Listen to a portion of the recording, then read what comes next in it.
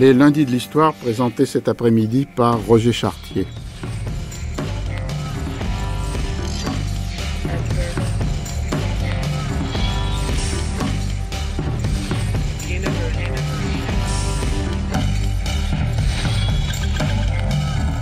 Au fil des livres et des années, Nathan Wachtel, professeur honoraire au Collège de France, a construit ce qu'il appelle un cycle d'études maranes en forme de trilogie.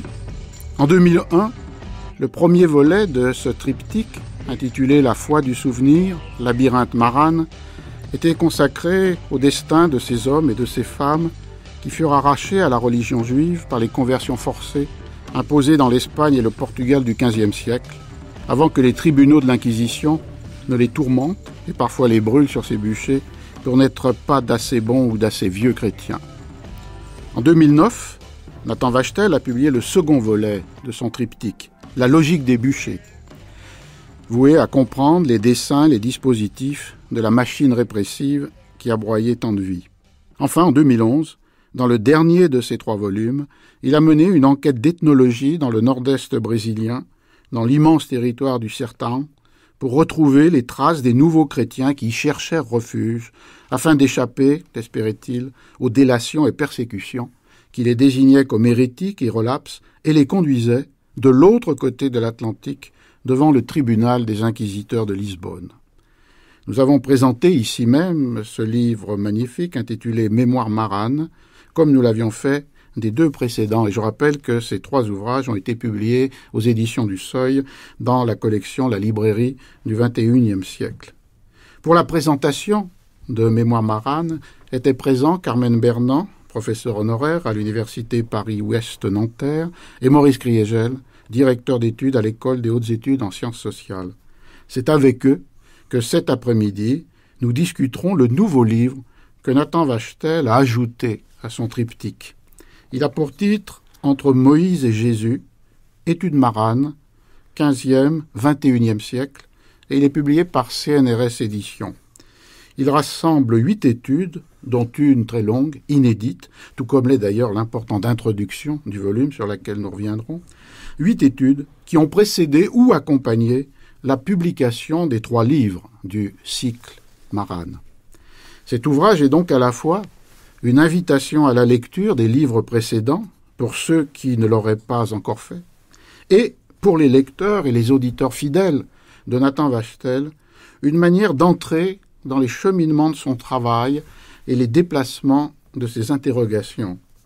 Un cheminement qui sera pour nous aujourd'hui une occasion de réfléchir avec lui sur les destins tragiques et parfois les réussites spectaculaires de ceux et celles qui vécurent entre 2 croyances. Alors, peut-être qu'on peut partir de là. Nathan Wachtel, vous avez choisi comme titre, cette fois-ci, « Entre Moïse et Jésus ». Le sous-titre « Études maranes ». Est-ce que vous pouvez nous rappeler d'un mot la définition de ce qu'est le maranisme et votre manière de le concevoir? Et d'autre part, pourquoi, du coup, ce titre « Entre Moïse et Jésus » ? Le terme de maranisme est utilisé par les historiens, dépouillé bien évidemment de ses connotations péjoratives initiales. Il est utilisé pour sa commodité, parce qu'il permet d'embrasser des engagements ou des croyances ou des doutes de caractère très divers, et permet donc d'embrasser un ensemble de croyances ou de non-croyances qui s'étalent entre 2 pôles. Ceux des judaïsants fervents, après la conversion forcée, qui s'efforcent de conserver foi et s'efforcent de pratiquer autant que possible certains rites mosaïques. D'un autre côté, l'autre pôle, certainement le plus nombreux, des chrétiens sincères, qui s'efforcent donc d'être bons chrétiens, même si, par nostalgie, ils peuvent continuer à pratiquer certaines coutumes alimentaires ou certaines coutumes funéraires, mais leur foi chrétienne n'est pas à mettre en doute pour autant. Et entre les deux pôles, ceux qui peuvent osciller, vaciller, justement, entre Moïse et Jésus, faire des allers-retours et éventuellement, dans certains cas, justement de modernité que l'on peut dire précoce, entrer dans le doute à l'égard de l'une ou de l'autre religion. Et alors, du coup, à partir de ce point de départ, alors que parfois, dans des essais, y compris dans certains essais de ce livre, vous montrez ce qu'il peut y avoir de commun à ces positions pourtant différentes, et que la foi du fort intérieur, l'espérance messianique, l'idée d'une attente, d'une loi nouvelle, peuvent être un socle plus ou moins partagé. Vous avez intitulé l'introduction « Diversité » des maranismes. Pourquoi cette question, cet accent mis sur la diversité? Est-ce qu'elle est en rapport avec les destins historiques de ces populations, qui, il faudra le rappeler, et nous le ferons, sont celles de Portugal ou de l'Espagne, du Moyen-Âge, et plus encore avec les conversions forcées du XVe siècle?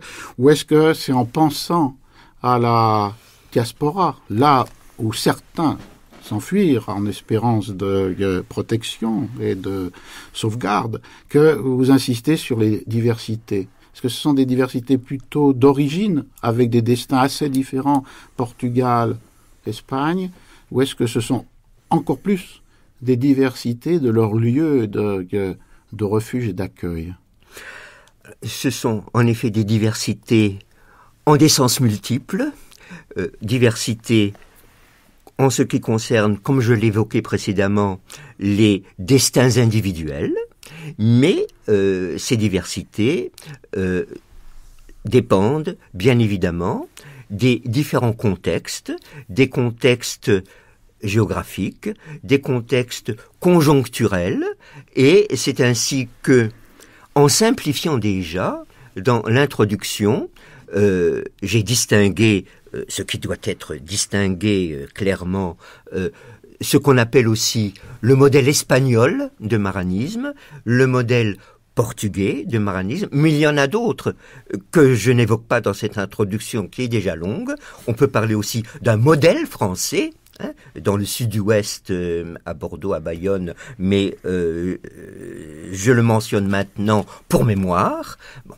Et cette diversité est donc dépendante des lieux et des temps.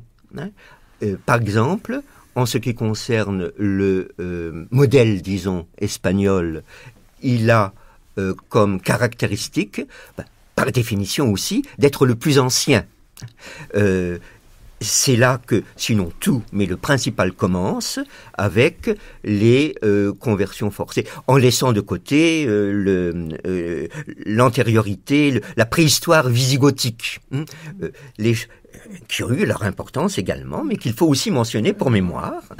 Mais nous concernant le maranisme plus moderne, et on reviendra sans doute sur ces thèmes de modernité, cela commence donc à la fin du XIVe siècle, et je n'entre pas dans trop de détails, mais il y a donc cette première vague dans les années 1390, une deuxième vague dans les années 1410, 1420, jusqu'au moment de l'expulsion 1492 et jusqu'au moment de la création de l'Inquisition dans les années 1480. Bien. Et ce modèle espagnol a pour caractéristique d'être lui-même très confus, ambigu, car dans les mêmes familles, c'est cela qu'il faut avoir présent à l'esprit. Dans une même fratrie, certains frères et sœurs se convertissent, d'autres non. Ensuite, pendant un bon siècle, il y a une cohabitation entre ces nouveaux chrétiens, puisque c'est ainsi qu'ils sont dénommés, et leurs parents restés juifs.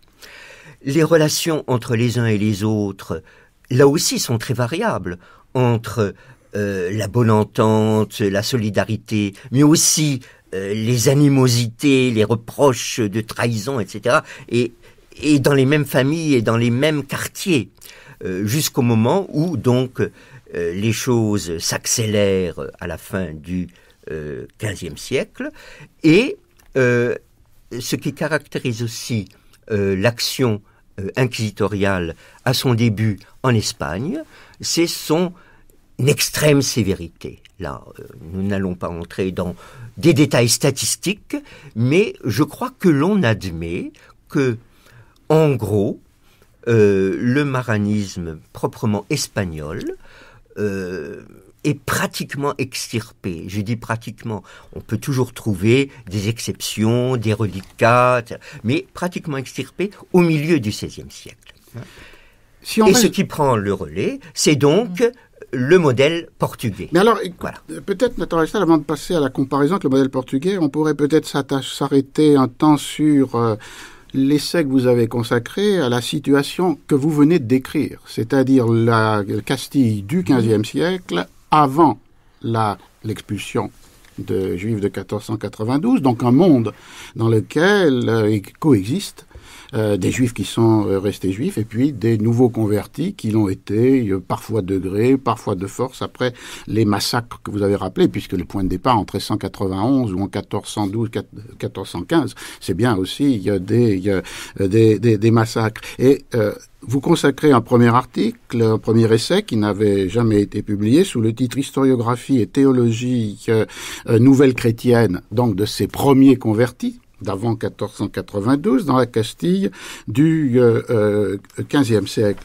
Alors, vous y citez d'ailleurs des travaux de Maurice Kriegel, alors je me tourne vers lui, c'est-à-dire que là, l'analyse porte sur la contribution originale que ces nouveaux convertis, donc devenus chrétiens, mais avec une proximité très grande de leurs origines juives, soit leur père a été converti, soit certains ont été baptisés en même temps que la conversion du père, la contribution qu'ils ont apportée à la pensée à la fois politique et théologique.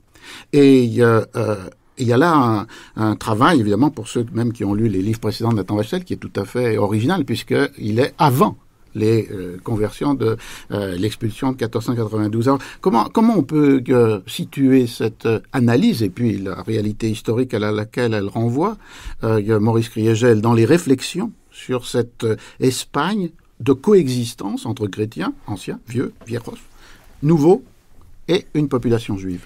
Alors, ce milieu des Juifs convertis, qui sont Juifs convertis dans la première génération, lorsqu'il s'agit vraiment de ceux qui ont été personnellement convertis, et ensuite, sur les générations suivantes, la deuxième, la troisième, la quatrième, dans le courant du XVe siècle, est un milieu très divers, très éclaté, où on a d'un côté un petit groupe, mais un groupe important pour l'histoire, effectivement, spirituelle, religieuse, culturelle de l'Espagne sur le très long terme, un petit groupe de Juifs qui sont, entre guillemets, sincèrement convertis, et qui n'appartiennent pas au milieu beaucoup plus large de ceux qui ont été, sans aucun doute, convertis de force et à travers la violence en 1391. Ils se sont convertis d'ailleurs au même moment.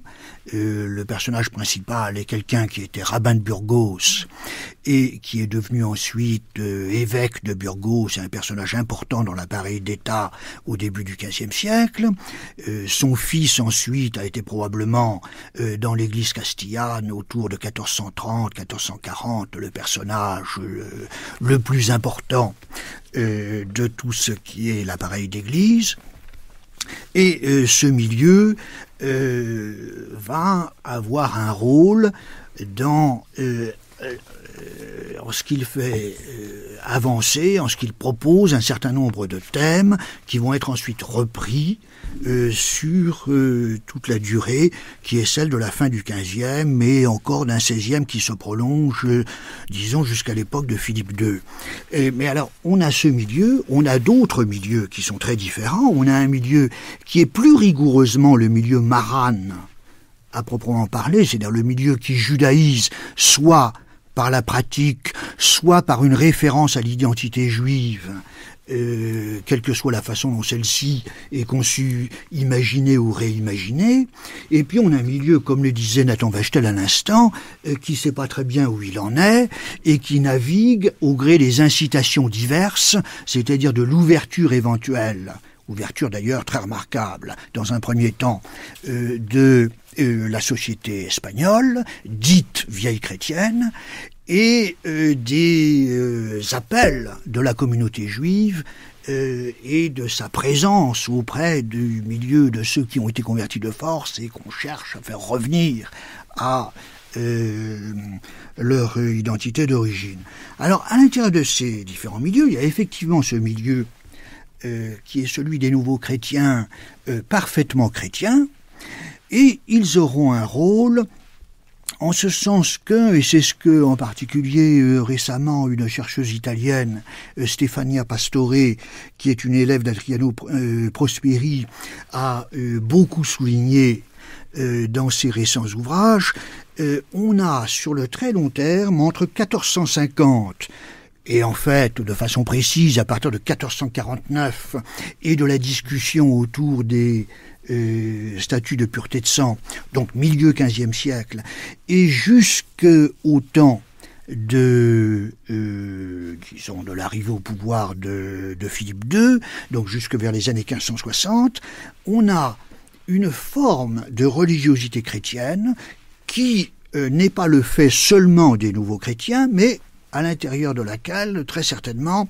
ils ont une présence forte. C'est un thème qui avait déjà été celui de Marcel Bataillon, dans son grand livre sur Erasme, n'est-ce pas, où ce qui relevait de l'érasmisme, de l'illuminisme, de certains types de recherches religieuses qui étaient le pendant espagnol de la Réforme ou des recherches de cette époque, étaient très souvent le fait de ce milieu nouveau-chrétien. Alors Nathan Wachtel, dans la période précédente, l'érasmisme, et c'est là l'objet de votre analyse, vous montrez qu'on a souvent attribué à ce milieu qui a été décrit par Maurice Kriegel, de ceux qui font une grande carrière dans l'appareil d'État ou l'appareil d'Église, des vues politiques. Et c'est vrai, mais vous dites qu'elles ne leur sont pas nécessairement propres. En revanche, l'originalité que vous voulez souligner, c'est une originalité dans la manière de définir le christianisme, une originalité théologique, vous la qualifiez quelque part de théologie israélo-centrée, ou plus loin l'idée d'une manière de penser la centralité du peuple juif dans le processus de rédemption de l'humanité, et nous parlons là de grands dignitaires chrétiens, des hommes d'église, comme l'a rappelé évêque de Burgos.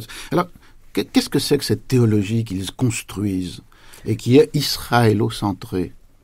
Alors, c'est justement, comme l'avait suggéré Marcel Bataillon, une des caractéristiques des nouveaux chrétiens, sincèrement chrétiens, de considérer leur christianisme d'une manière sinon différente, en tout cas originale, par rapport à celle des vieux chrétiens. Alors, dans la mesure où ces nouveaux chrétiens, donc, dont Alonso de Cartagena est l'auteur le plus emblématique et le plus remarquable, Alonso de Cartagena, fils de Pablo de Santa Maria, c'est-à-dire le rabbin devenu évêque de Burgos, bien, et selon donc Alonso de Cartagena et d'autres, l'adhésion, le passage au christianisme n'est pas véritablement une conversion. Le Nouveau Testament se situe dans le prolongement de l'Ancien. Jésus n'est pas venu pour abroger la loi, mais pour l'accomplir. Et à la question qui a été posée de l'exclusion du peuple juif, justement, du salut apporté par Jésus, le point sur lequel peut achopper, justement, la thèse selon laquelle le Nouveau Testament se situe dans le prolongement de l'Ancien, ils répondent justement que cela fait partie du mystère divin, que le peuple juif fait partie justement et a un rôle central dans le processus de rédemption.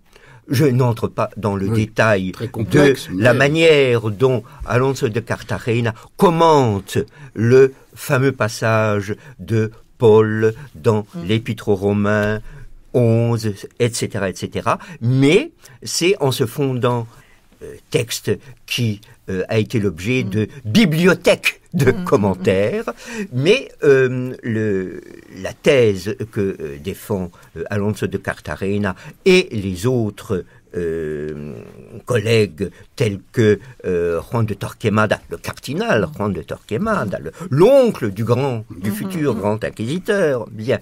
Alors, c'est donc que les véritables convertis, en fait, ce sont les gentils qui, eux, ont eu à franchir toute la distance des dieux païens jusqu'aux dieux de l'Ancien Testament et du Nouveau, et que les enfants d'Israël, en fait, ont progressé en étant à la fois peuple d'Israël et selon la chair et selon l'esprit.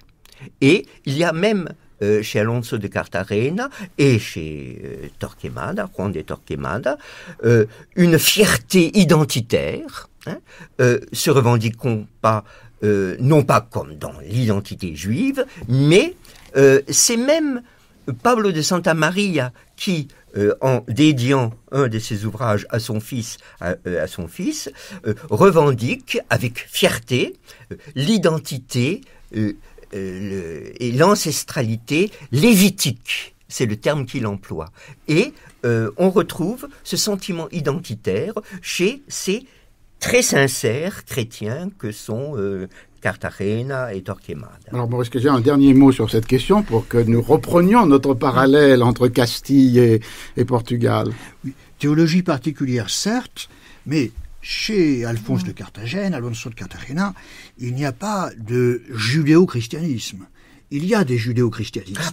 Comme par exemple, déjà dès cette époque, par exemple, et Nathan Wachtel y a consacré des pages très suggestives, l'auteur d'un ouvrage anonyme lors des débuts de l'Inquisition à Séville en 1480 est un auteur chrétien qui dit sa foi en Jésus et qui en même temps insiste sur la nécessité de respecter la loi de Moïse. Alors, il est à la fois, il est à la fois juif et chrétien. Il retrouve ce qu'était l'ancienne hérésie des Ébionites, le judéo-christianisme. Mais Alphonse de Carthagène est quelqu'un de tout à fait différent. Alphonse de Carthagène est totalement chrétien. Il a besoin d'exalter son appartenance ou origine juive face au mépris à l'égard des nouveaux chrétiens. Vous êtes les descendants de ce peuple vil, méprisable, etc. Il doit rappeler ce qu'a été le rôle de l'ancienne loi dans la préparation de la nouvelle, le rôle éminent d'Israël, etc.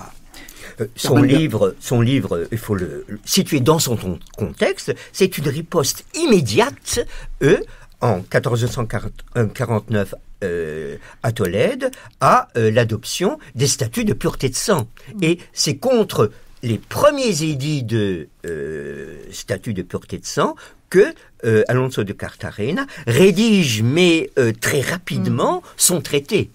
Je rappelle simplement que ces statuts, qui pour la première fois apparaissaient dans une sorte de révolte à Séville, interdisaient l'accès aux offices et charges privées ou publiques des populations qui avaient une origine juive, même s'il s'agissait de conversos, de convertis.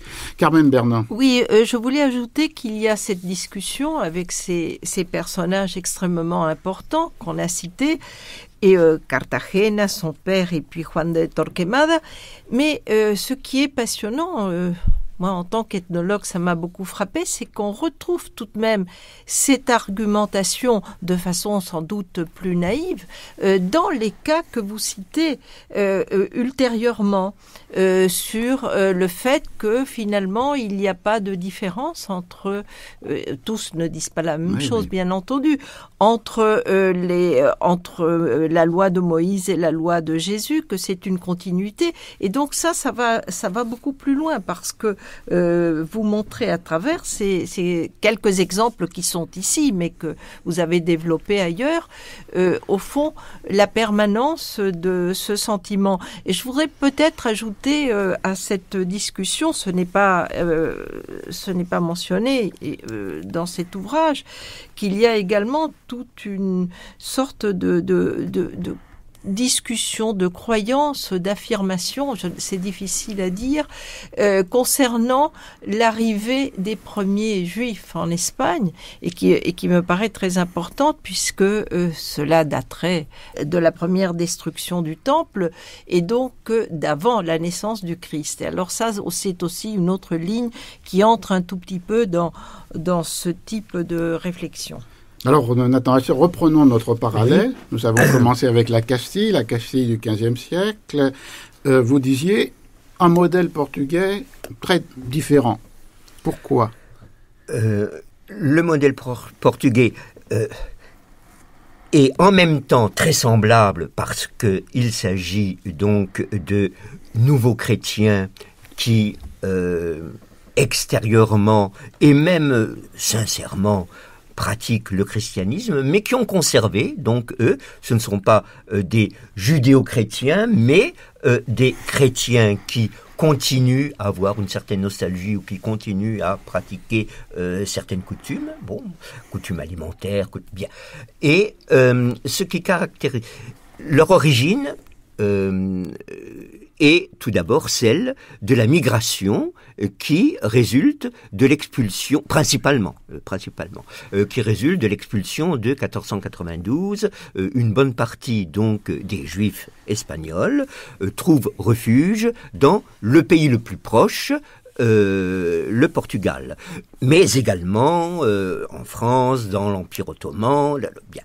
Et au Portugal, sans entrer là non plus dans le détail, assez rapidement, le roi Manuel leur impose aussi une conversion forcée, mais dans des conditions assez originales également, sans imposer dans l'immédiat de surveillance stricte et l'Inquisition portugaise, elle, n'est introduite que quelques décennies plus tard, en 1540 et suivante, elle ne fonctionne véritablement qu'un peu plus tard, et peut-être même malgré ce qu'on a dit et écrit, peut-être moins sévèrement que l'Inquisition espagnole, en tout cas l'Inquisition espagnole, à ses tout débuts, pendant ces 4 premières décennies. Ensuite, les choses changent. Bien. Mais c'est pour dire que, au Portugal, pendant une 40aine d'années, il y a une tolérance tacite. Bien évidemment, les nouveaux chrétiens, car ils sont des nouveaux chrétiens également, ne peuvent pas extérioriser leur pratique judaïsante. Là, effectivement, il faut dire judaïsante plutôt que d'autres termes, que crypto-juif par exemple. Je préfère, c'est une parenthèse, crypto-juif laisserait entendre que l'on pratique l'ensemble des observations prescrites. Bien. Alors, judaïsant, il s'efforce d'en observer une partie. Bien.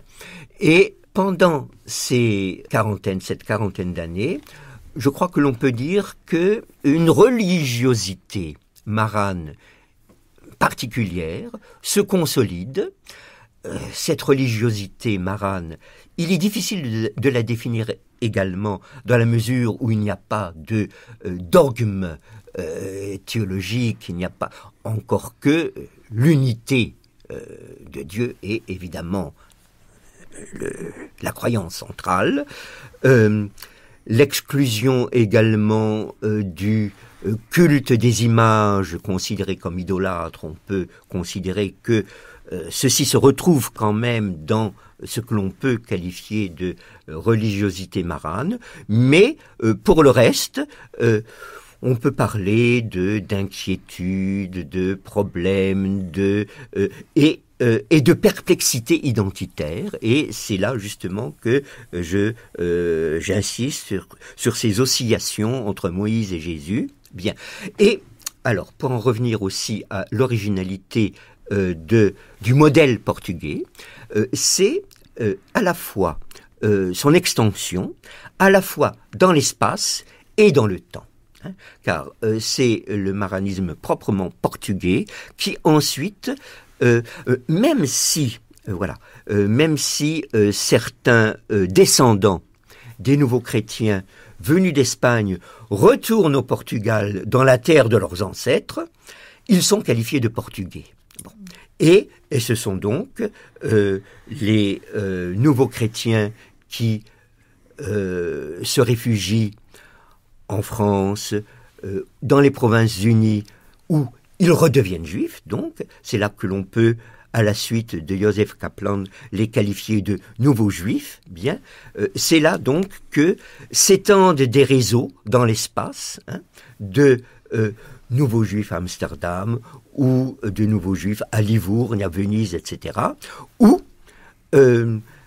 étant donné que les empires et portugais et espagnols font le tour du monde, la modernité de la mondialisation, nous les retrouvons bien sûr dans les Amériques hispaniques et au Brésil, mais partout, ils sont qualifiés de portugais.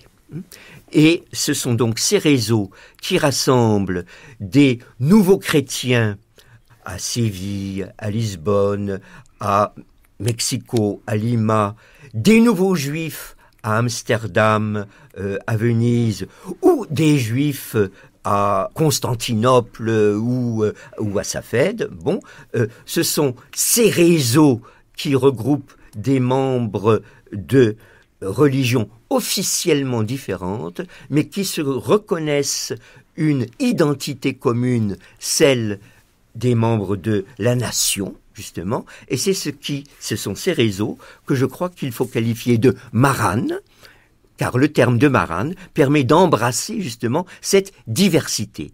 Diversité dans l'espace et diversité dans le temps, je veux dire originalité qui est celle d'une persistance dans le temps, car on retrouve justement ces nouveaux chrétiens plus ou moins judaïsants, bien des siècles en avant, mais je crois que nous y reviendrons.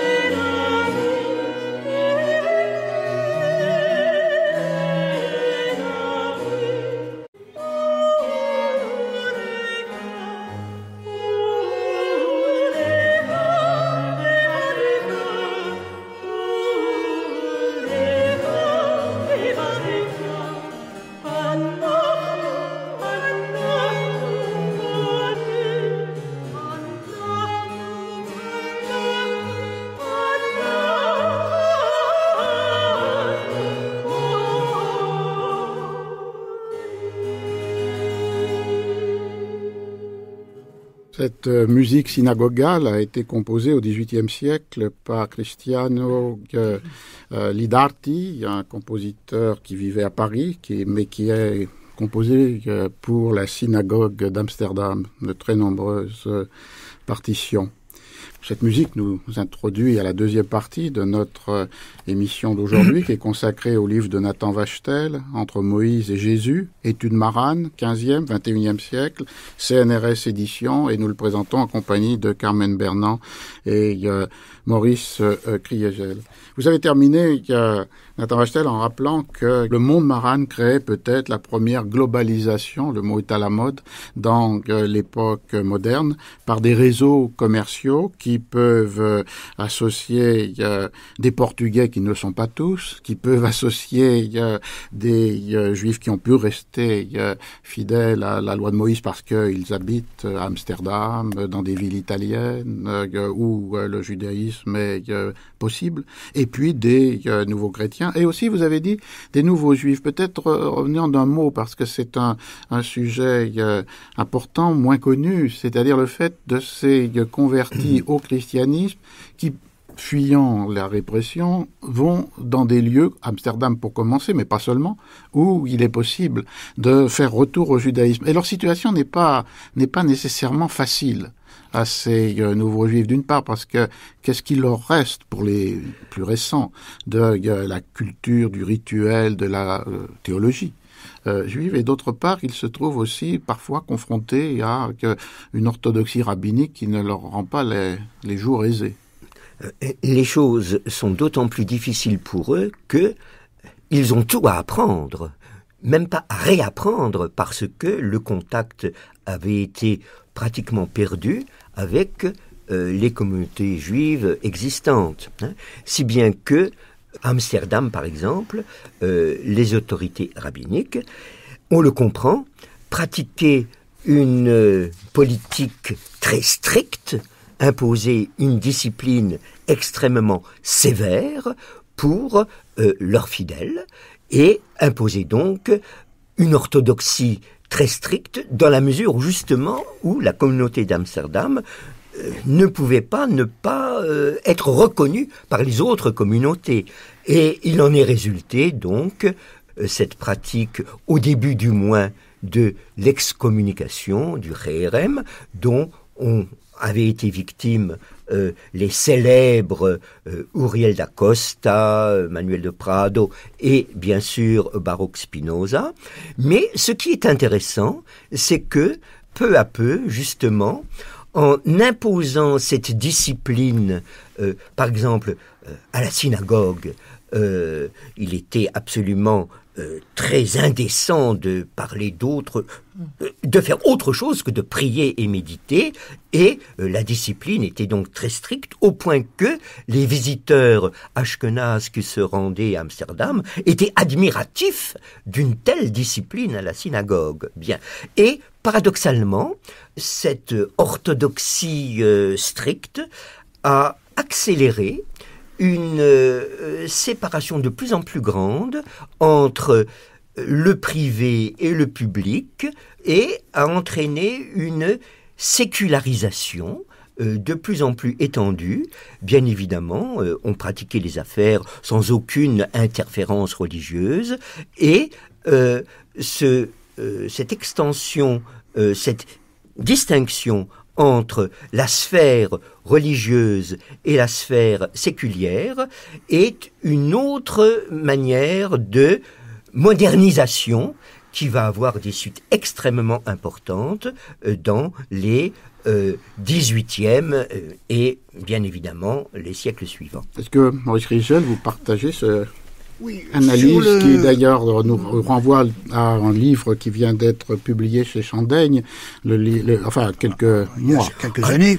Quelques années, bon, mais un livre est toujours récemment publié. À Joseph Kaplan. Voilà, Joseph Kaplan, donc le titre, Les Nouveaux Juifs d'Amsterdam. Bien sûr. Oui, Maurice Kriegel. À propos des dirigeants rabbiniques, certains, dans leur attitude à l'égard des Marans, c'est-à-dire des descendants de juifs qui, après plusieurs générations, de très nombreuses générations maintenant, puisqu'on se trouve à Amsterdam au milieu du XVIIe siècle, c'est-à-dire 2 siècles et demi après la conversion forcée originelle de 1391, et puis plus d'1 siècle, 1 siècle et demi après les événements du Portugal, certains sont effectivement très exigeants, d'autres sont beaucoup plus coulants. Il y a toute une gamme d'attitudes. Et je crois qu'on peut dire de façon générale que, de façon plutôt inattendue, pour la très grande majorité de ceux qui retournent dans la communauté juive à Amsterdam, mais aussi à Hambourg ou ailleurs, l'entrée dans la communauté avec les difficultés qu'on aurait pu prévoir, du point de vue des exigences qui sont exprimées à leur égard, etc., l'entrée n'a pas été si difficile que ça. Et que le retour au judaïsme s'est déroulé dans des conditions qui ont été relativement satisfaisantes. Donc l'orthodoxie rabbinique n'a pas été si stricte, si, entre guillemets, pénible qu'on pourrait le... Mais pourtant, Joseph Kaplan a parlé de juifs sans synagogue en démarquant le fameux livre de Kolakowski, Chrétiens sans église. Donc vous pensez qu'ils ne sont pas très nombreux, ces juifs sans synagogue? Alors, ils sont à la fois, je crois, assez nombreux, représentatifs d'une sensibilité, et donc on n'a pas affaire avec Uriel da Costa ou avec Juan de Prado à des épisodes isolés où leur parcours personnel est représentatif d'ambiguïté, de difficultés qui sont celles de tout un milieu, et pourtant ce milieu n'est pas aussi nombreux qu'on aurait pu s'y attendre.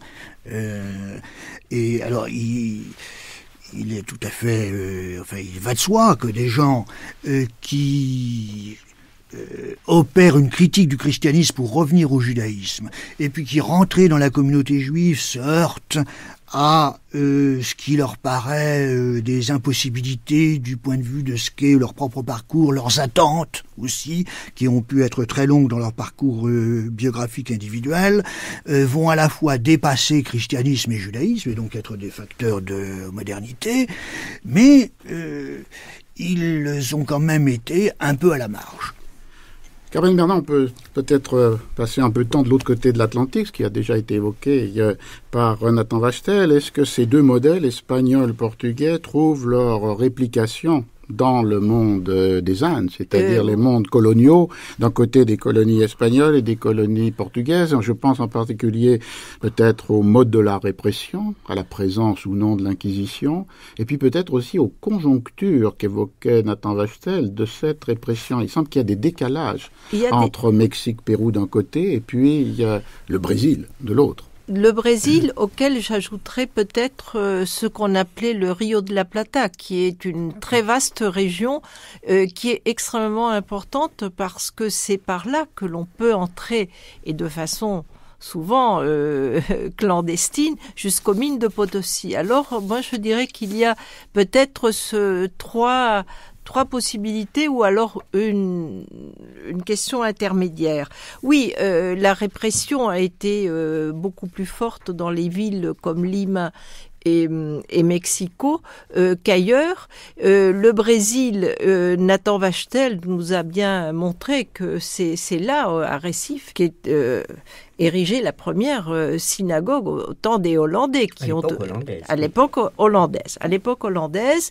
Et ensuite, il y a eu toute une persécution et un reflux de cette population, comment l'appeler, des conversos nouveaux chrétiens ou autres, dans une région qui était, jusqu'à une époque récente, et même encore d'accès difficile, qui était impénétrable, le Sertão.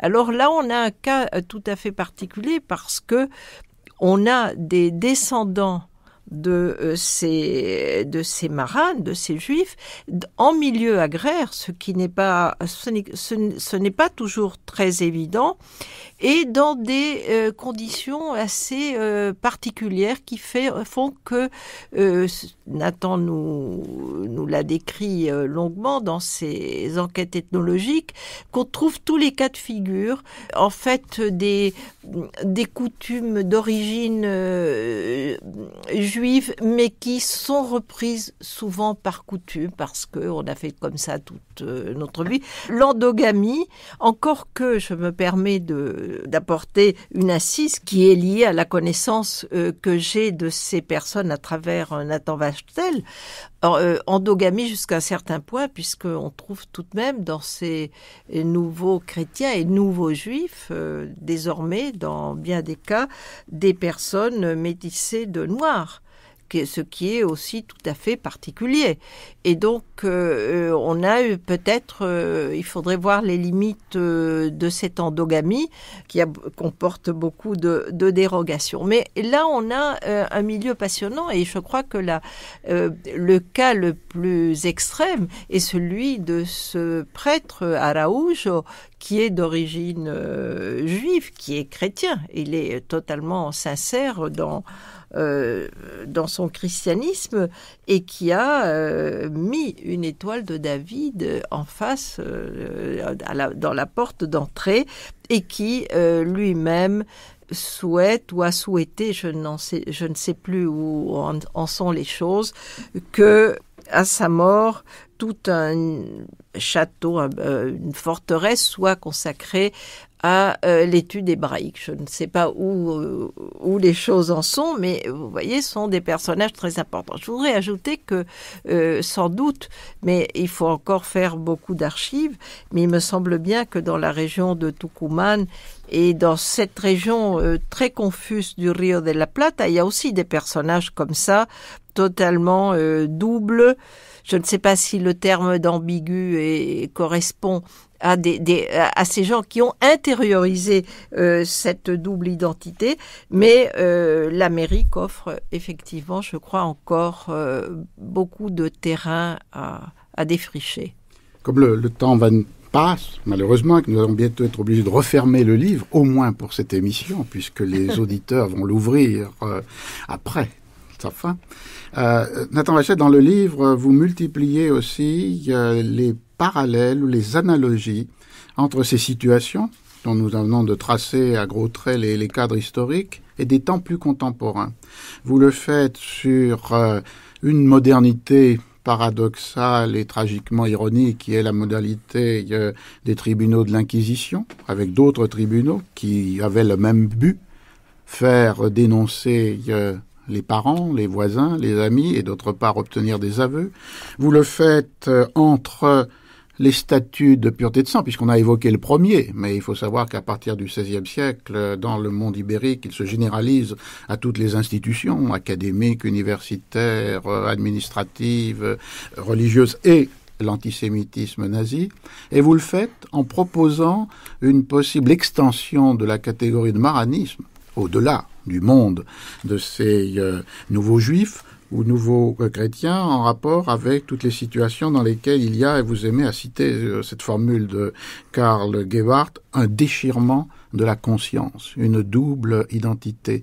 Alors, est-ce que c'est là aussi ce qui est finalement une sorte de trame qui n'apparaît que de temps à autre, parce qu'elle est recouverte de motifs de votre livre et de votre travail, ces trois comparaisons, trois analogies entre des présents, 19e, 20e, 21e siècle, et ce que nous avons évoqué dans cette émission? C'est une suggestion à la question que l'on peut poser, à savoir si le concept de maranisme peut s'appliquer à d'autres phénomènes distincts de ceux qui sont ceux de son origine, c'est-à-dire à des temps plus contemporains. Et je m'aventure dans ce domaine à la suite d'un auteur comme Yitzhak Ber, dans son livre Galout, publié en 1936 à Berlin, mais dont une traduction en français a été publiée sous les soins justement de notre ami Maurice Kriegel, et avec une préface de Yosef Yerushalmi.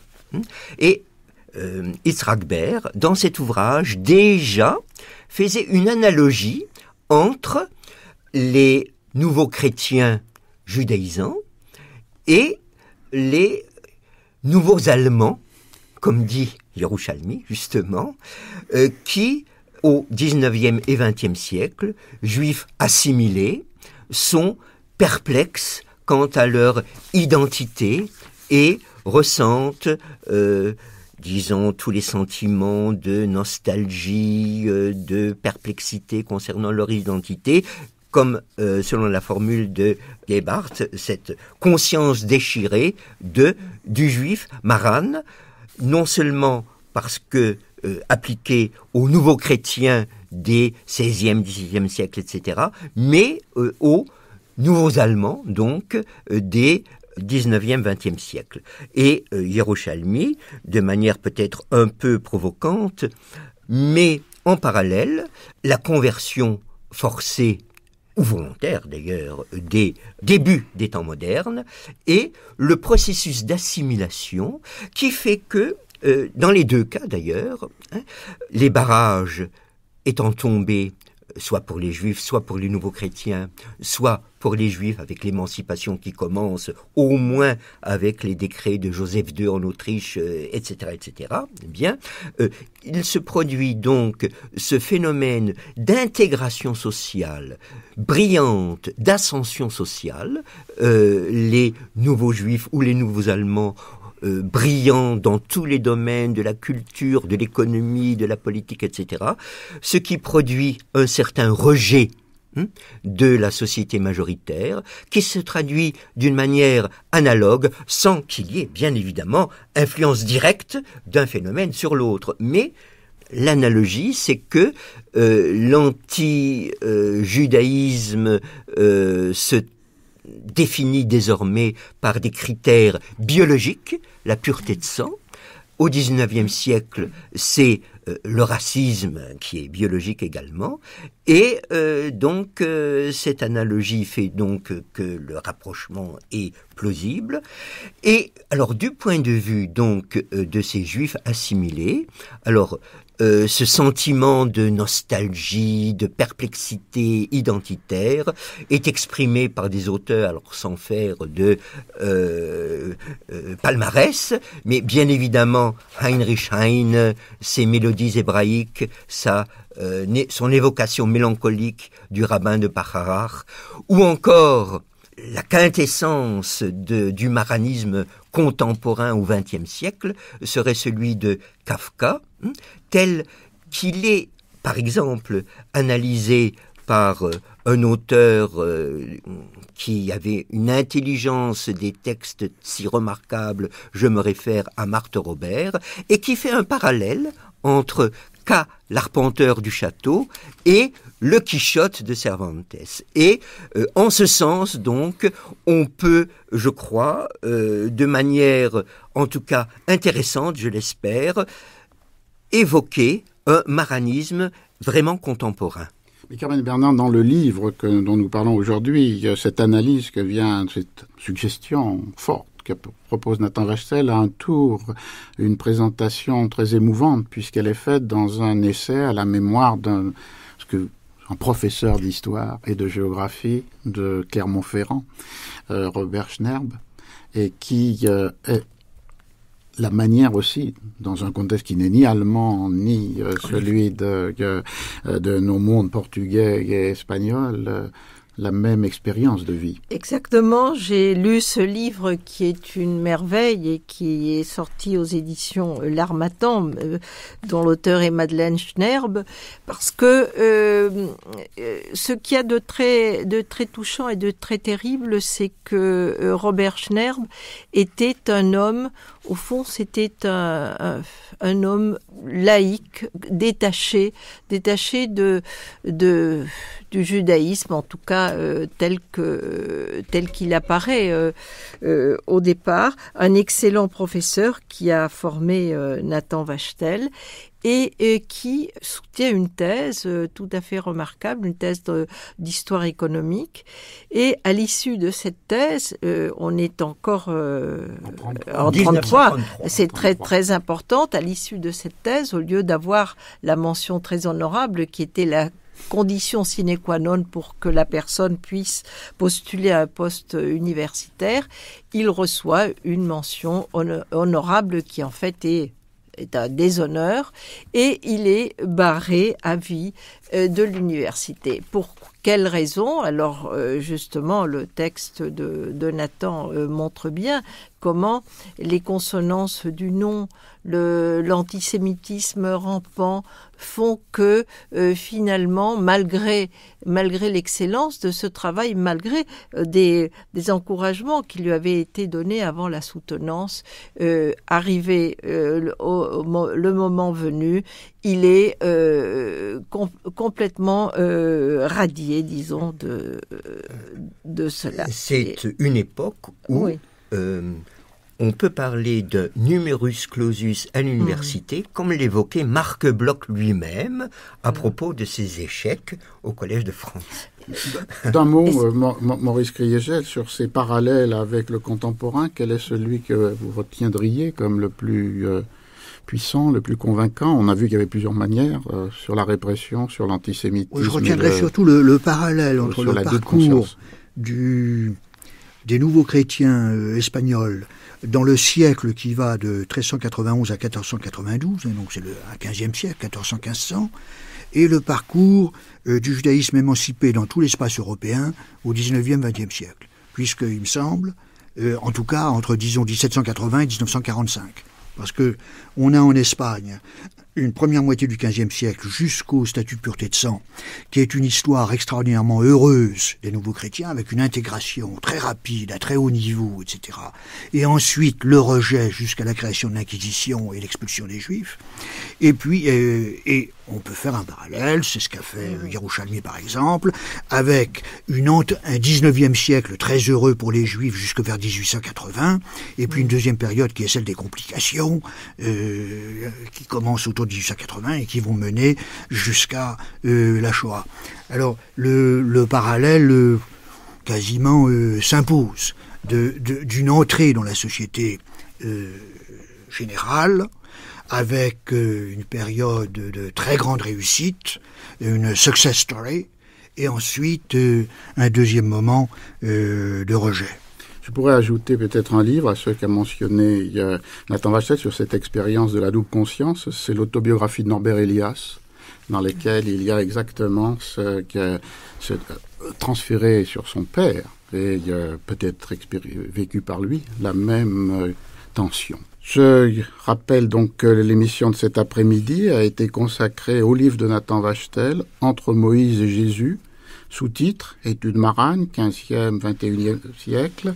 Il est publié par CNRS Éditions, et évidemment, il se lie avec les 3 précédents volumes écrits par Nathan Wachtel, La foi du souvenir, La logique des bûchers et Mémoires Maran, eux publiés aux éditions du Seuil. Et nous avons présenté cet ouvrage en compagnie de Carmen Bernand et Maurice Kriegel.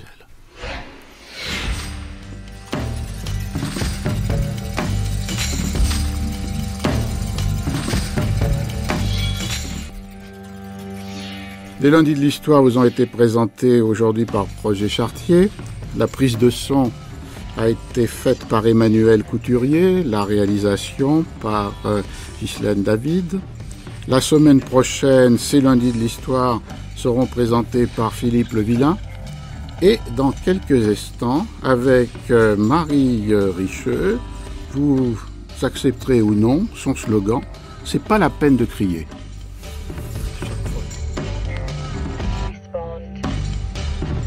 Yeah.